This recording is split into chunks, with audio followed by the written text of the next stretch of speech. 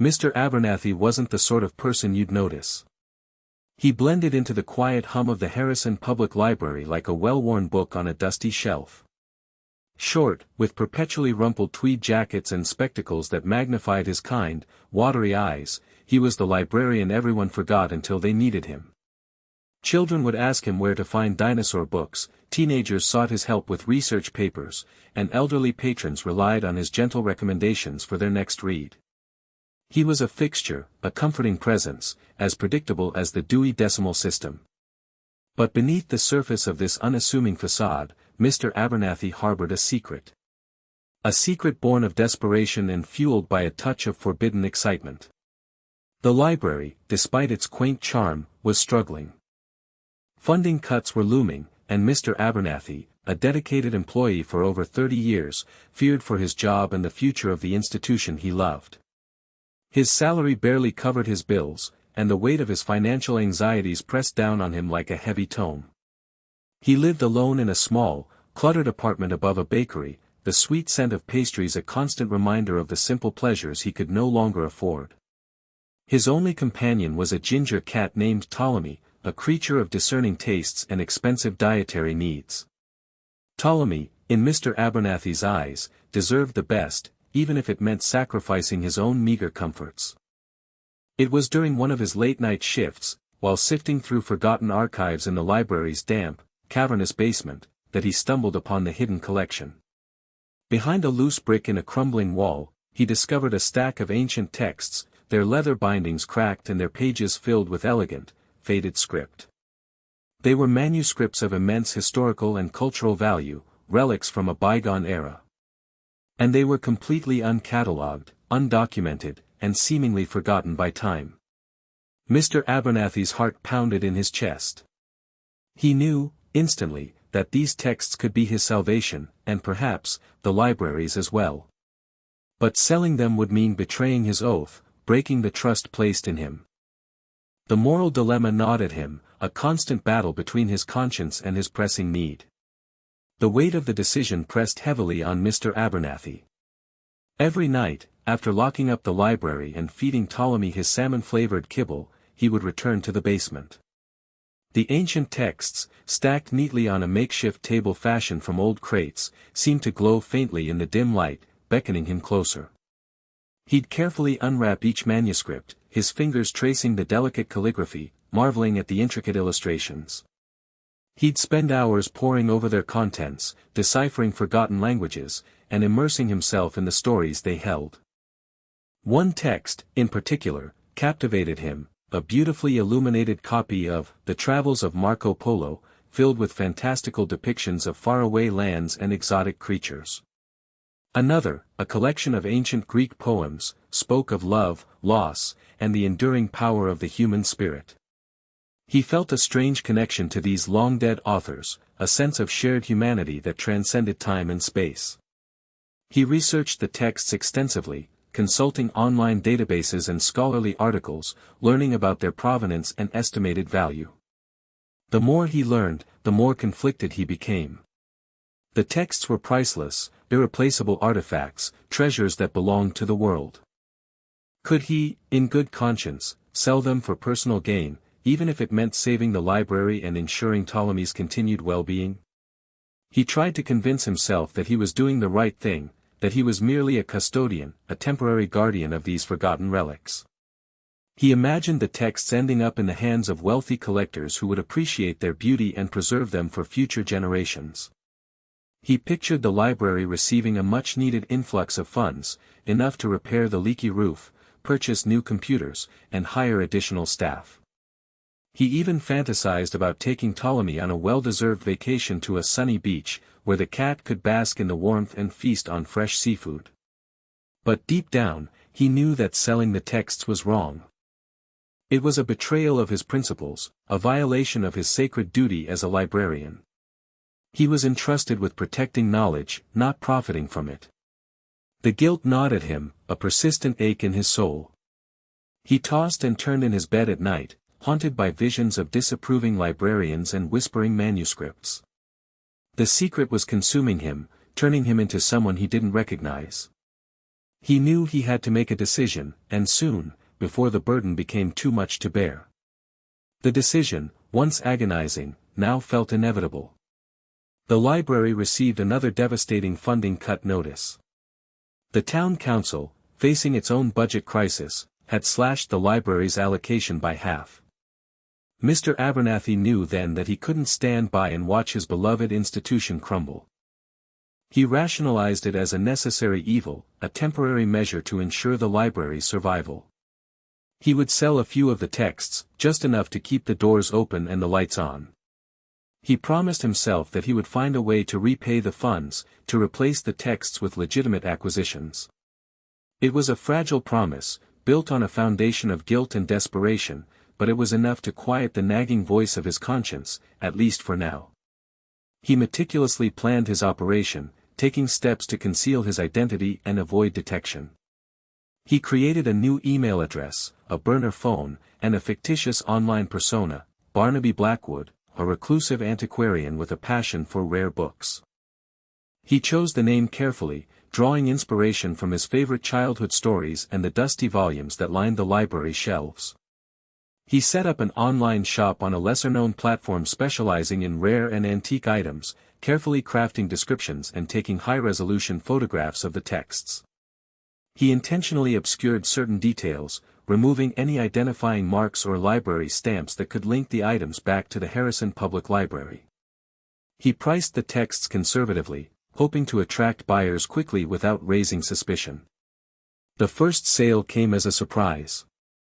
A wealthy collector from Europe purchased a small fragment of a medieval manuscript for a substantial sum.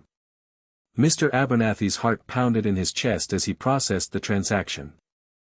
He felt a surge of exhilaration mixed with a profound sense of unease. He had crossed the line, and there was no turning back. He carefully packaged the fragment, taking extra precautions to protect it during shipping. He mailed it from a remote post office, using a prepaid envelope and a fake return address. He watched the package disappear into the postal system, carrying with it a piece of his soul. He deposited the funds into an anonymous offshore account, carefully laundering the money before transferring it to the library's operating budget. The library was safe, for now. But Mr. Abernathy knew that he was living on borrowed time, walking a dangerous path that could lead to his downfall. The Barnaby Blackwood online shop flourished. Word spread among collectors about the mysterious antiquarian offering rare and unusual texts at surprisingly reasonable prices. Mr. Abernathy, in his Barnaby persona, cultivated an air of scholarly eccentricity, responding to inquiries with lengthy, erudite emails filled with obscure historical references and witty anecdotes. He became a respected figure in the online rare book community, known for his impeccable taste and unwavering commitment to authenticity. Orders poured in from all corners of the globe. Museums, universities, and private collectors eagerly snapped up the treasures he offered.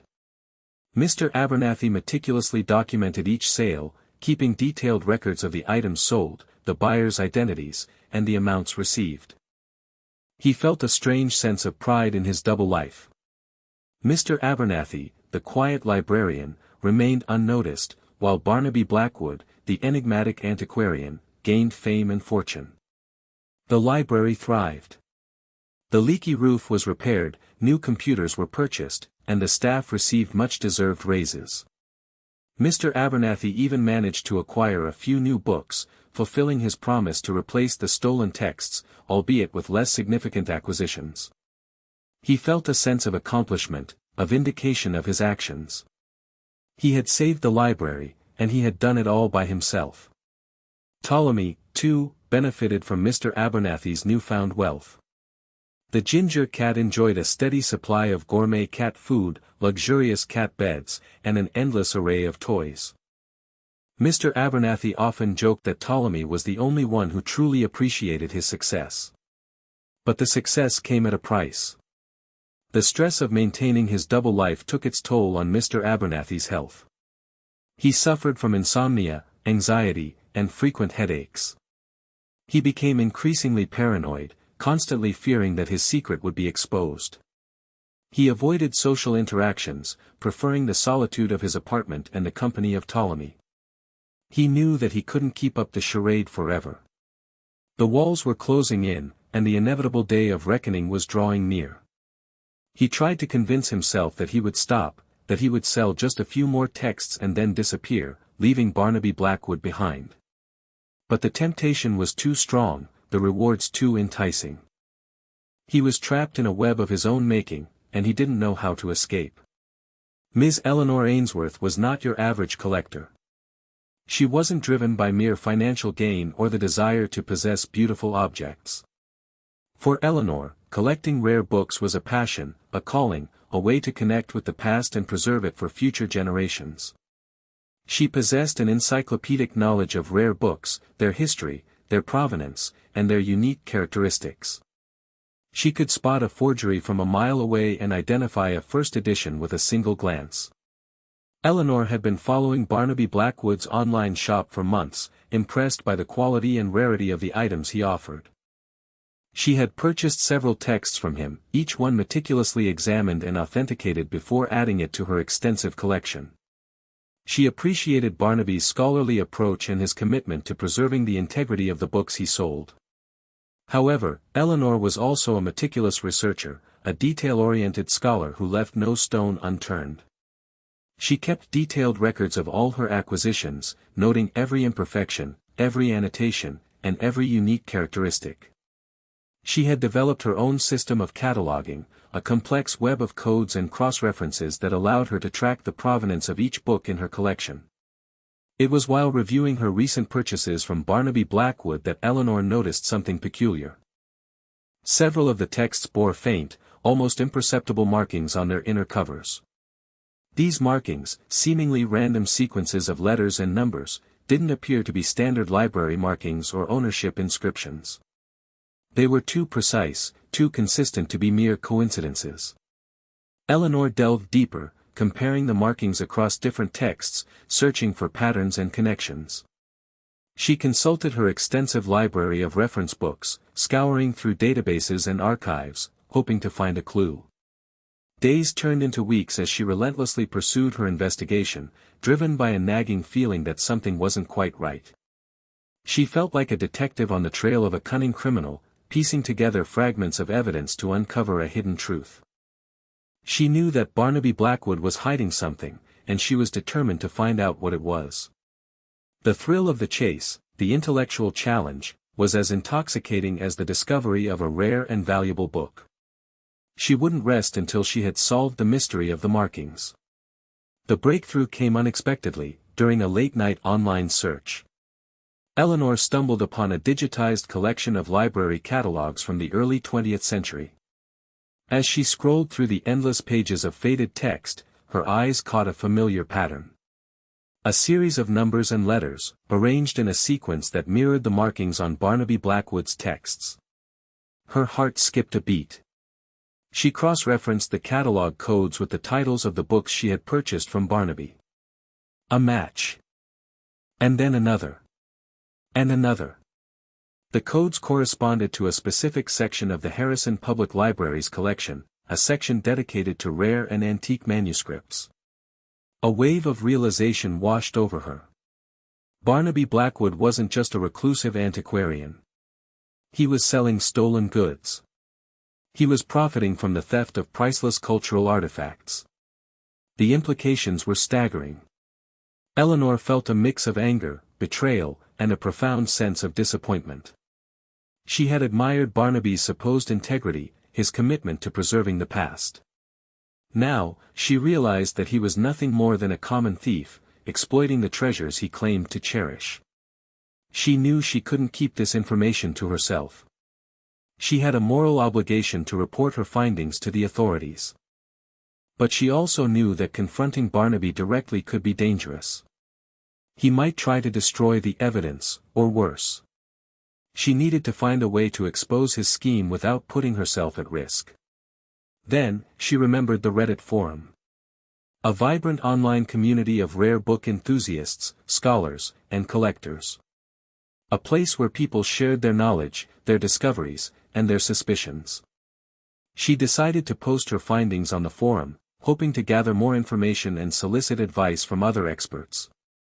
She carefully crafted her post, presenting her evidence in a clear and concise manner, avoiding any accusatory language. She simply asked if anyone else had noticed similar markings on books purchased from Barnaby Blackwood. She knew that the Reddit community would be her best ally in uncovering the truth. She just hoped that it wouldn't be too late. Eleanor nervously hit the post button. Her carefully worded query was now live on r/rarebooks, a forum she frequented but had rarely contributed to. She waited, her fingers drumming anxiously on her desk, refreshing the page every few minutes. At first, there was nothing. Just the usual stream of posts about first editions, obscure authors, and the joys of collecting. Then, a reply. Interesting observation, wrote a user named Bookworm87. I've purchased a few items from Barnaby Blackwood myself. I'll check for those markings when I get home. Another reply followed soon after. I think I know what you're talking about, commented Codex Lover. I recall seeing something similar on a manuscript fragment I bought from him last year. I didn't think much of it at the time, but now that you mention it. Within hours, the thread exploded. Other Redditors chimed in, sharing their own experiences and observations. Several confirmed that they had also noticed the unusual markings on books purchased from Barnaby Blackwood. Some even posted photographs of the markings, allowing Eleanor to compare them with her own records. As the discussion gained momentum, a consensus began to emerge. The markings were indeed catalog codes, and they were almost certainly linked to the Harrison Public Library. One user, a retired librarian named Dewey Decimal Dan, claimed to have worked at the Harrison Library decades ago. He vaguely remembered hearing rumors about a hidden collection of rare books in the library's basement. The Reddit thread became a hive of activity, a collaborative investigation fueled by the collective knowledge and passion of the rare book community. Users scoured online databases, historical archives, and local newspaper articles, searching for any information that could shed light on the mystery. They uncovered old photographs of the Harrison Library, revealing glimpses of the rare book collection. They found newspaper clippings about a series of thefts from the library in the 1970s, thefts that were never solved. The evidence was mounting, pointing to a clear and disturbing conclusion: Barnaby Blackwood was selling stolen books, and those books were likely from the Harrison Public Library. Eleanor felt a sense of vindication, but also a growing sense of urgency. The longer Barnaby Blackwood remained at large, the more damage he could do. It was time to take the next step. It was time to alert the authorities. The Reddit thread continued to gain momentum, evolving from a simple query into a full-blown investigation. Redditors were now actively searching for information about Barnaby Blackwood, trying to uncover his true identity and location. They analyzed his website, scrutinized his email correspondence, and even attempted to trace his IP address. One Redditor, a tech-savvy college student named PixelPusher2000, managed to extract some metadata from the photographs on Barnaby Blackwood's website. The metadata revealed that the photographs had been taken with a relatively old digital camera, a model that was popular in the early 2000s. PixelPusher2000 cross-referenced the camera model with online sales records and discovered that several of the cameras had been sold to individuals in the Harrison area. Another Redditor, a genealogy enthusiast named Family Tree Fanatic, dug into the Harrison Public Library's employee records, searching for any current or former employees who might fit Barnaby Blackwood's profile. She discovered that the library's current librarian, a Mr. Arthur Abernathy, matched the limited physical description that had been pieced together from Barnaby Blackwood's online interactions. The pieces were falling into place. The Harrison Public Library, the rare book collection, the catalog codes, the old digital camera, the librarian. It was all starting to make sense. Barnaby Blackwood was likely Arthur Abernathy, the quiet, unassuming librarian who had been secretly selling stolen books online. Eleanor felt a surge of adrenaline. The Reddit community had done it. They had solved the mystery. But she also knew that they had to be careful. They couldn't publicly accuse Mr. Abernathy without concrete proof. They needed to present their findings to the authorities in a responsible and professional manner. She contacted Dewey Decimal Dan, the retired librarian who had worked at the Harrison Library. Dewey Decimal Dan agreed to help, offering to serve as a liaison between the Reddit community and the local police. He had connections with the Harrison Police Department and promised to present their evidence to the authorities in a way that would be taken seriously. Eleanor and the other Redditors compiled all their findings into a comprehensive report, documenting their research, their evidence, and their conclusions. They sent the report to Dewey Decimal Dan, along with their heartfelt gratitude for his assistance. They had done their part. Now, it was up to the police to take action. They could only hope that they had uncovered the truth in time to prevent further damage. Agent Sarah Davies was not a typical FBI agent. While her colleagues chased drug lords and terrorists, Sarah focused on a different kind of criminal, art thieves. She had a passion for art and history, and she believed that protecting cultural heritage was just as important as protecting national security. She spent her days tracking down stolen paintings, recovering looted artifacts, and bringing art thieves to justice. Sarah was a frequent lurker on r/rarebooks. She found the forum to be a valuable source of information, providing insights into the underground world of rare books and manuscripts. She often used the forum to monitor suspicious activity and identify potential targets for her investigations. One morning, while scrolling through the latest posts on r/rarebooks, Sarah noticed a thread about a mysterious online seller named Barnaby Blackwood. The thread was filled with accusations of theft and forgery, and it contained a wealth of evidence linking Barnaby Blackwood to the Harrison Public Library. Sarah was immediately intrigued. She had heard rumors about the Harrison Library's hidden collection of rare books, but she had never had any concrete evidence to justify an investigation. The Reddit thread provided her with the missing piece of the puzzle. She spent hours poring over the Reddit thread, carefully analyzing the evidence and verifying the claims made by the Redditors. She contacted Dewey Decimal Dan, the retired librarian, and spoke with him about the situation. Dewey Decimal Dan confirmed that he had presented the Reddit community's report to the Harrison Police Department, but he was concerned that the local police might not have the resources or expertise to handle such a complex case. Sarah agreed. The theft of rare books and manuscripts was a federal crime, and it required the attention of the FBI. She decided to open an official investigation into Barnaby Blackwood and the missing books from the Harrison Public Library. She knew that this case could be challenging, but she was determined to bring the thief to justice and recover the stolen artifacts. She felt a sense of responsibility to protect the cultural heritage of the community, and she knew that she couldn't let this crime go unpunished.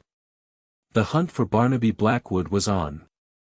Agent Davies began her investigation by gathering as much information as possible about Mr. Arthur Abernathy. She pulled his personnel file from the Harrison Public Library, reviewed his employment history, and analyzed his financial records. She learned that Mr. Abernathy was a longtime employee of the library, a quiet and unassuming man with no prior criminal record. His salary was modest, and his financial situation appeared to be relatively stable, although there were some recent deposits that seemed unusually large for someone in his position. She visited the Harrison Public Library, posing as a researcher interested in the library's local history collection. She observed Mr. Abernathy in his natural environment, watching him interact with patrons and staff. He seemed like a kind and helpful librarian, dedicated to his work and well-liked by the community. She found it hard to believe that he could be involved in such a sophisticated scheme. She interviewed Mr. Abernathy's colleagues, asking them about his work habits, his personality, and his knowledge of the library's rare book collection. They all described him as a dedicated and trustworthy employee, someone who would never do anything to harm the library. However, one colleague mentioned that Mr. Abernathy had been spending a lot of time in the library's basement lately, sifting through old archives and records. Agent Davies also investigated Barnaby Blackwood's online activities, tracing his IP address, analyzing his email correspondence, and monitoring his online sales. She discovered that Barnaby Blackwood was using a prepaid cell phone and an anonymous email account, making it difficult to track his movements. However, she was able to determine that Barnaby Blackwood's online transactions were being routed through an offshore bank account in the Cayman Islands. The evidence was circumstantial, but it was starting to paint a clear picture. Mr. Arthur Abernathy, the quiet librarian, was likely Barnaby Blackwood, the online seller of stolen books. Agent Davies knew that she needed to gather more evidence before she could confront Mr. Abernathy or obtain a warrant to search his home and the library. She decided to conduct a discreet surveillance operation, monitoring Mr. Abernathy's movements and activities, hoping to catch him in the act of selling or transporting the stolen books. She knew that this case could be a long and complicated one, but she was determined to uncover the truth and bring the thief to justice. Agent Davies decided it was time to interview Mr. Abernathy. She approached him at the library, introducing herself as an FBI agent investigating a series of art thefts in the area. She was careful not to reveal too much information, simply stating that she was interested in learning more about the library's rare book collection. Mr. Abernathy seemed nervous but cooperative. He led Agent Davies to his office, a small, cluttered room filled with books and papers. He answered her questions politely, providing detailed information about the library's collection and its security procedures. Agent Davies eventually steered the conversation towards Barnaby Blackwood, asking Mr. Abernathy if he had ever heard of him. Mr. Abernathy's face paled slightly, but he maintained his composure. He claimed that he had never heard of Barnaby Blackwood and that he had no knowledge of anyone selling stolen books online. Agent Davies pressed him further, asking if he had ever noticed any unusual activity at the library, any missing books, or any suspicious individuals. Mr. Abernathy insisted that everything was normal and that he had no reason to believe that anything was amiss. He portrayed himself as a dedicated and trustworthy librarian, someone who would never do anything to jeopardize the safety and security of the library's collection. Agent Davies studied Mr. Abernathy closely, watching his body language and listening to his tone of voice. She could tell that he was lying. He was avoiding eye contact, fidgeting with his hands, and speaking in a strained and unnatural manner. She decided to confront him directly, presenting him with the evidence that she had gathered from the Reddit thread and her own investigation. She told him about the catalog codes, the old digital camera, the offshore bank account, and the suspicious deposits in his bank account. Mr. Abernathy's face turned ashen. He stammered and stuttered, denying any involvement in the online sales. He claimed that he was being framed, that someone was trying to ruin his reputation. He begged Agent Davies to believe him, insisting that he was innocent. Agent Davies remained calm and professional. She told Mr. Abernathy that she understood his situation, but that she needed to gather more evidence before she could determine the truth. She informed him that she would be obtaining a warrant to search his home and the library. She advised him to cooperate with the investigation and to seek legal counsel. She left Mr. Abernathy's office, feeling a mixture of pity and disgust. She knew that he was a desperate man, but she couldn't let his emotions cloud her judgment. She had a duty to protect the community and to bring the thief to justice. Securing the search warrant was a relatively straightforward process. Agent Davies presented her evidence to a federal judge, outlining the findings of her investigation and explaining her reasons for believing that Mr. Abernathy was involved in the theft and sale of stolen books. The judge, convinced by the strength of the evidence, authorized the warrant, granting Agent Davies permission to search Mr. Abernathy's home and the Harrison Public Library. The search began early the next morning. Agent Davies and her team arrived at Mr. Abernathy's apartment above the bakery, accompanied by local police officers. They knocked on the door, announcing their presence and serving the search warrant. Mr. Abernathy, looking pale and defeated, opened the door and allowed them to enter. The apartment was small and cluttered, filled with books, papers, and various knickknacks. Agent Davies' team began searching the apartment systematically, examining every room, every drawer, and every closet. It didn't take long for them to find what they were looking for.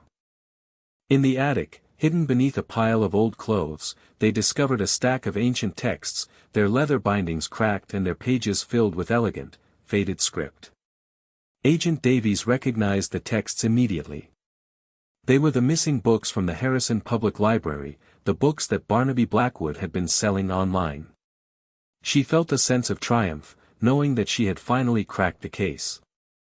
Meanwhile, another team of FBI agents was searching the Harrison Public Library. They focused their attention on Mr. Abernathy's office and the library's basement.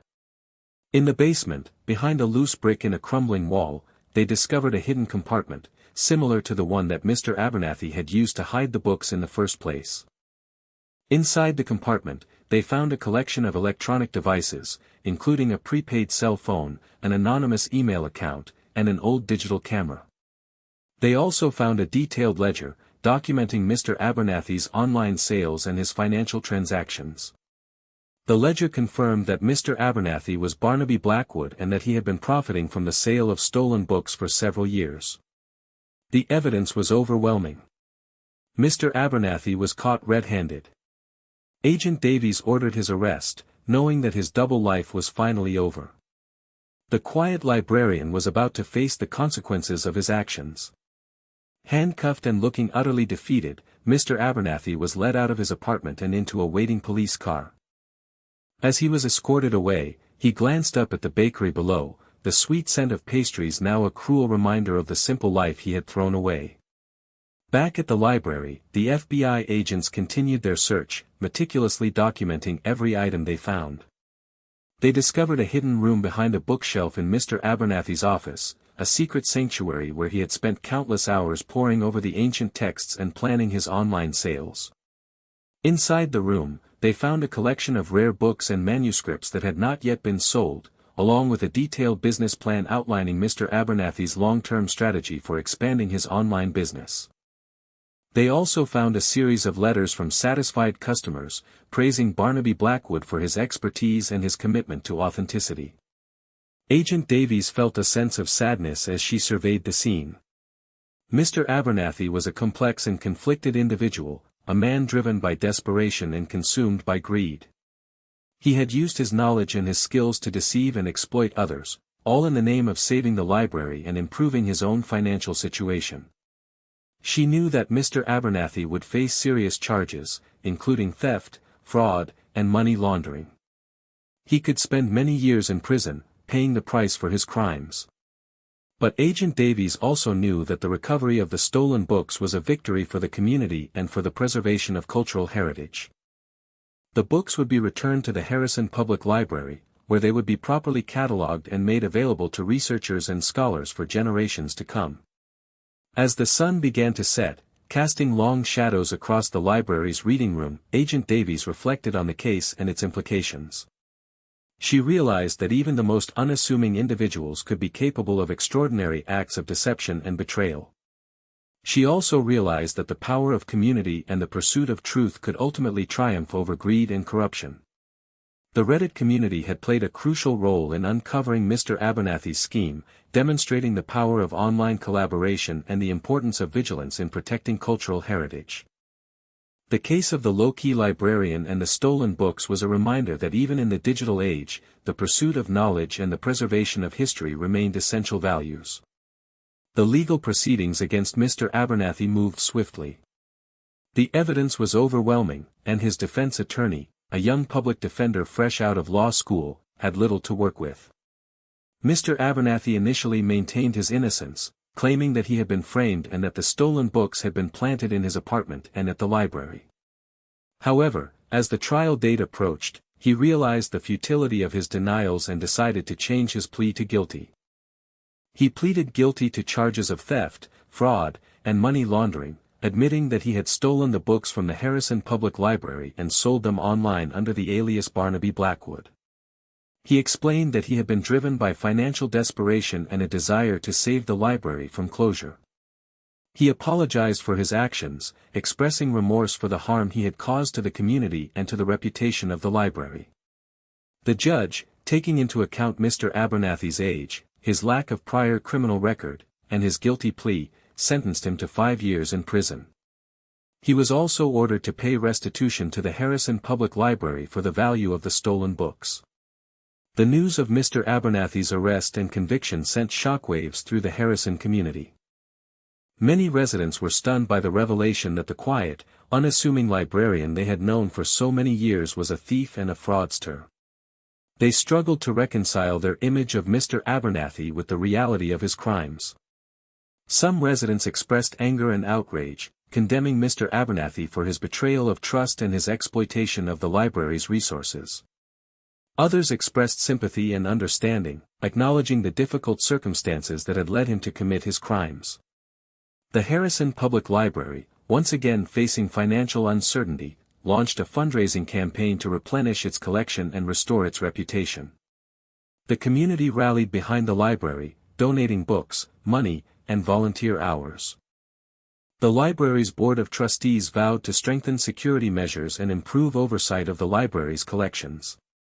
The Abernathy affair served as a painful but valuable lesson, highlighting the importance of transparency, accountability, and community involvement in the management of public institutions. The library would recover, stronger and more resilient than before. The story of Mr. Abernathy, the unassuming librarian who led a secret life as an online seller of stolen books, became a national sensation. Newspapers, television stations, and websites across the country reported on the case, highlighting the bizarre details of his double life and the crucial role played by the Reddit community in uncovering his scheme. The Harrison Public Library became a focal point for media attention.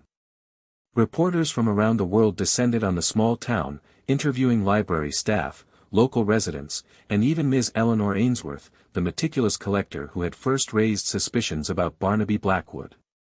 The story captivated the public imagination, offering a compelling blend of mystery, intrigue, and moral ambiguity. People were fascinated by the contrast between Mr. Abernathy's mild-mannered public persona and his audacious criminal activities. They were also intrigued by the power of online communities to solve crimes and bring criminals to justice. The Reddit forum, r/rarebooks, experienced a surge in popularity, attracting thousands of new members who were eager to learn more about the case and to participate in future investigations. The forum became a model for online collaboration, demonstrating the potential of the Internet to empower ordinary citizens and promote civic engagement. The case also sparked a broader debate about the funding of public libraries and the importance of protecting cultural heritage. Many people expressed concern about the financial struggles faced by libraries and other cultural institutions, arguing that these institutions were essential for preserving knowledge, promoting literacy, and fostering community engagement. The Abernathy affair served as a wake-up call, reminding people of the importance of supporting public institutions and holding them accountable for their actions. It also demonstrated the power of community vigilance and the importance of speaking out against injustice, even when it comes from unexpected sources. The story of the low-key librarian and the stolen books would be remembered for years to come, a cautionary tale about the dangers of greed and the enduring power of truth. Even Ptolemy the cat got a mention in several articles, usually described as living a life of luxury purchased with ill-gotten gains. Ms. Eleanor Ainsworth, thrust into the spotlight by the Abernathy affair, found herself fielding interview requests from journalists around the world. Initially reluctant to speak publicly, she eventually agreed to share her story, hoping to inspire others to be vigilant and to protect cultural heritage. She emphasized that her